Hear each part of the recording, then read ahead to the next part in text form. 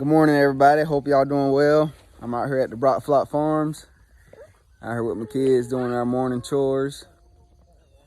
So pretty much what we do every morning is we come out and we open up the chicken coop doors and let the flock go. Let them hang out, walk the yard, swim, get cleaned, get a drink. This is our turkey Rexy right here. She's a little dirty because it rained last night. And that's Maggie. Say hey, Maggie. Maggie, say hi. Hi. Say hey, Patience.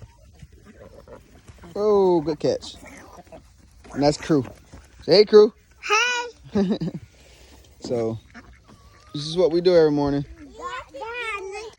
Over here we got our goats. This is Snowflake. Hey, Snowflake.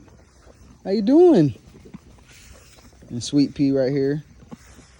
Sweet Pea. Hi. We got our cows. Cows don't have names, as you know. Just eating some grain this morning. Hey, girl.